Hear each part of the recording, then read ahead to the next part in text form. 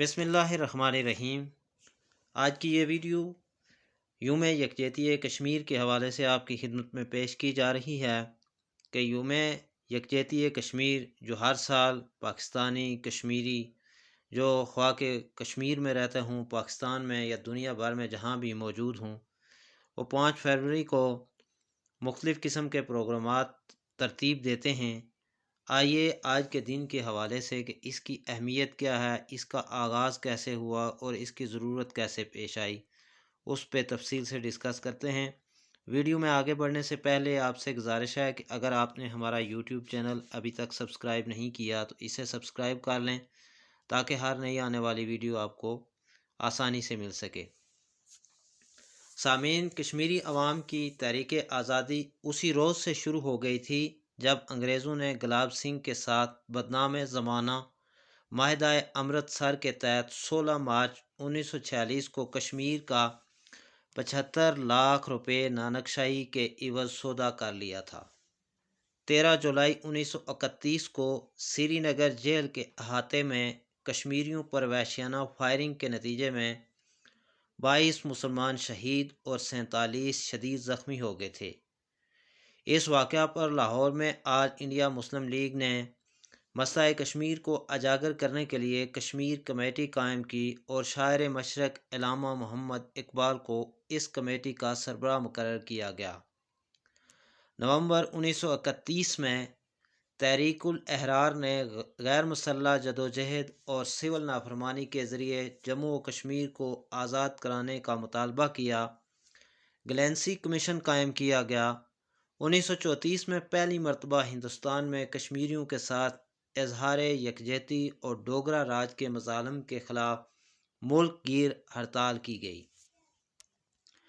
1946 میں قائد اعظم نے مسلم کانفرنس کی دعوت پر سری نگر کا دورہ کیا، جہاں قائد کی دور اندیش نگاہوں نے سیاسی، دفاعی، اقتصادی اور جغرافیائی حقائق کو سامنے رکھتے ہوئے کشمیر کو پاکستان کی شاہراہ قرار دیا۔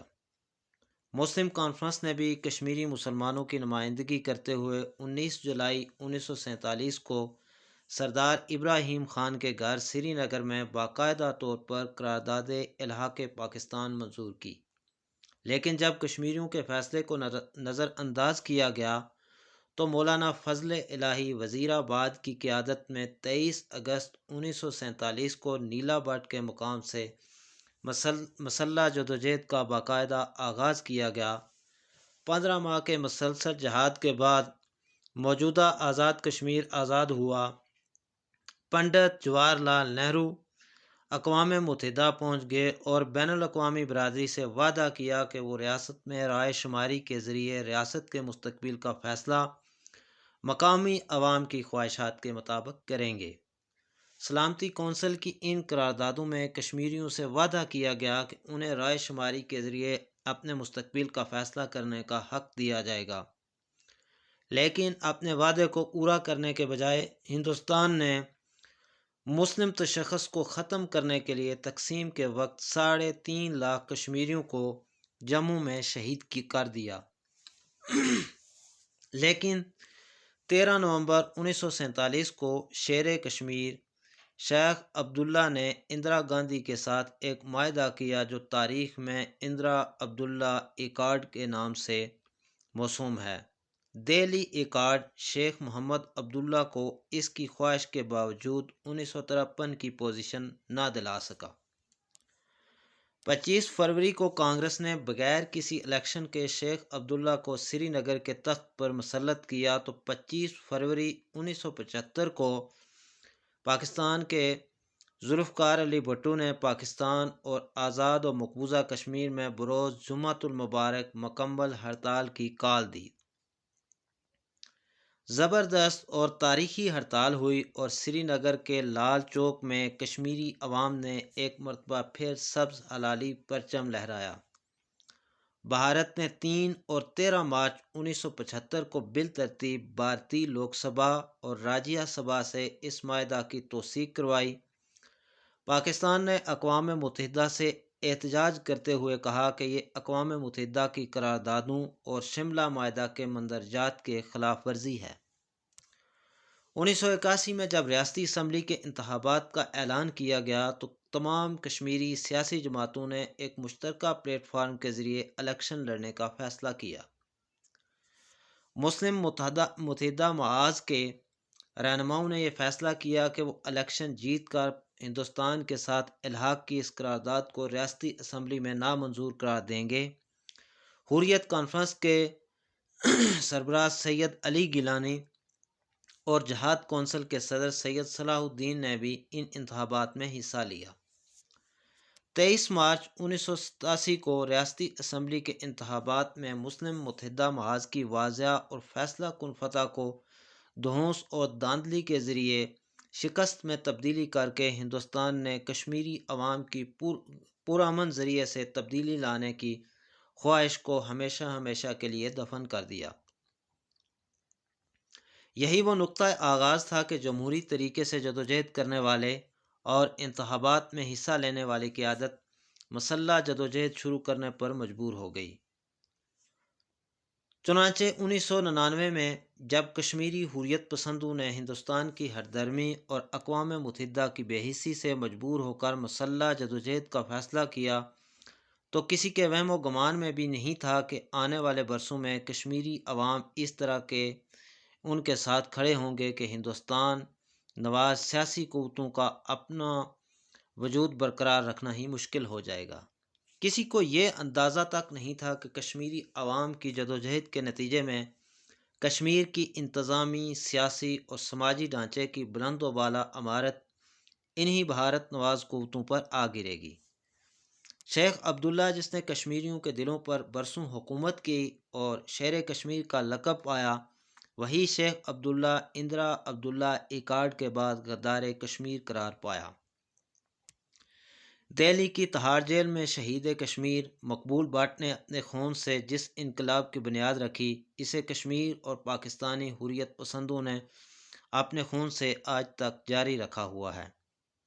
ہندوستانی سرکار کے اعصاب شل ہوئے تو حریت پسندوں کی تلاش میں گھر گھر تلاشی، کریک ڈاؤن اور خواتین کی عصمت دری معمول بن گئی، جس کے رد عمل میں کشمیر سے پہلے درجنوں بھر، سینکڑوں اور بعد میں ہزاروں افراد کے قافلے کنٹرول لائن کو عبور کر کے آزاد کشمیر پہنچنا شروع ہو گئے۔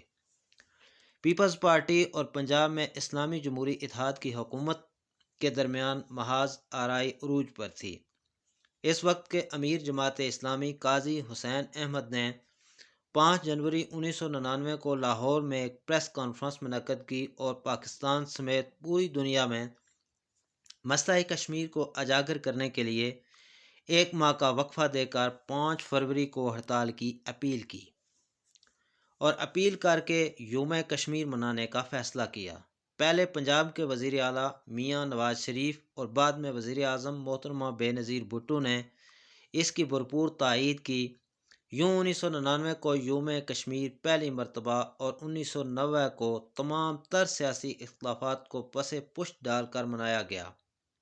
اس کے بعد گزشتہ 20 برسوں سے 5 فروری کو آزاد و مقبوضہ کشمیر، پاکستان اور دنیا بھر میں موجود 15 لاکھ سے زائد کشمیری تارکین وطن ہر سال یوم کشمیر اس عزم کے ساتھ مناتے ہیں کہ آزادی کے حصول تک یہ سلسلہ جاری رہے گا۔ آزاد کشمیر اور ملک بھر سے ہزاروں نوجوانوں نے کشمیری حریت پسندوں کی صفوں میں شامل ہو کر اپنی جانیں نچھاور کی۔ کشمیر میڈیا سروس کے مطابق جنوری 1999 سے 31 دسمبر 2010 تک غاصب ہندوستانی افواج نے 93,544 کشمیری مرد و زن کو شہید کیا، جن میں سے 6,892 کو زیر حراست قتل کیا گیا، 22,749 خواتین بیوہ اور 1,07,400 بچے یتیم ہوئے۔ گزشتہ 2 اشروں میں ہندوستانی افواج کے ہاتھوں کشمیری خواتین کی عصمت دری کے 9,987 واقعات ہوئے، جبکہ 1,05,901 مکان اور گھروں کو ہندوستانی قابض افواج نے جلا کر خاکستر کیا۔ سابق صدر مشرف نے اکتوبر 2003 میں ریاست جموں و کشمیر میں کنٹرول لائن پر یک طرفہ فائر کر کے ہندوستان کو یہ موقع فراہم کیا کہ وہ 700 کلومیٹر سے زائد کنٹرول لائن پر برقی تار نصب کر کے متنازع علاقہ میں کشمیریوں کی آمد و رفت کو روکنے کا باعث بنا، جس کی اجازت اقوام متحدہ کے چارٹر میں موجود ہے۔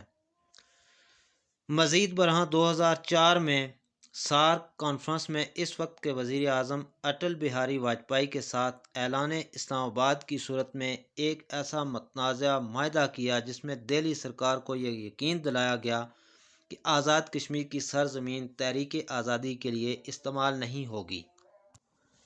اپنے 8 سالہ دورِ اقتدار میں کبھی وہ یونائیٹڈ اسٹیٹس آف کشمیر اور کبھی 4 نکاتی فارمولہ کے امریکی روڈ میپ پر عمل پیرا رہے۔ سری نگر مظفر آباد بس سروس اور بعد ازاں سڑک شروع کر دی، وہ بہت بڑی کامیابی تصور کرتے تھے۔ جہاں تک موجودہ حکومت کا تعلق ہے تو اس کا موقف یہ ہے کہ مسئلہ کشمیر کا حل اقوام متحدہ کی قراردادوں کے مطابق کشمیری عوام کو حق خود ارادیت کے سوا کچھ نہیں۔ کشمیر کمیٹی کا قیام بھی سابق وزیر اعظم محترمہ بینظیر بھٹو کے دور اقتدار میں عمل میں آیا۔ تحریک آزادی کشمیر کی اہمیت کے پیش نظر یہاں ہم اختصار کے ساتھ بعض اقدامات کا ذکر کرنا مناسب سمجھیں گے کہ جن پر عمل پیرا ہوئے بغیر اظہار یکجہتی کے تقاضے پورے نہیں ہو سکتے۔ نمبر 1 یہ کہ اس موقع پر پارلیمنٹ کا مشترکہ اجلاس بلا کر دنیا کو بتایا جائے کہ پاکستان اقوام متحدہ کی قراردادوں کے علاوہ کوئی حل قبول نہیں کرے گا۔ نمبر 2 یہ کہ چین نے مسئلہ کشمیر کے حوالے سے جو جرأت مندانہ موقف اختیار کیا ہے، حکومت پاکستان اس موقف کی تائید میں بھرپور سفارتی مہم چلائے۔ اور نمبر 3 OIC اور عرب لیگ سے ہندوستان پر مسئلہ کشمیر کے منصفانہ حل کے لیے دباؤ ڈالنے کے لیے کہے۔ حکومت واضح اعلان کرے کہ تحریک آزادی کشمیر اور دہشت گردی دو بالکل الگ چیزیں ہیں۔ تحریک آزادی کشمیر اقوام متحدہ کے چارٹر کے عین مطابق ہے اور پاکستان اس سے لاتعلق نہیں رہ سکتا۔ حکومت اعلان کرے کہ ہم مسئلہ کشمیر کے حوالے سے اپنے اصولی موقف پر کوئی اندرونی یا بیرونی دباؤ قبول نہیں کریں گے۔ نمبر 5 یہ کہ جب تک ہندوستان پاکستان کے خلاف آبی جارحیت متنازع ڈیموں کی تعمیر نہیں روکتا، اس کے ساتھ کسی بھی سطح پر کمپوزٹ ڈائیلاگ کا سلسلہ شروع نہیں کرنا چاہیے۔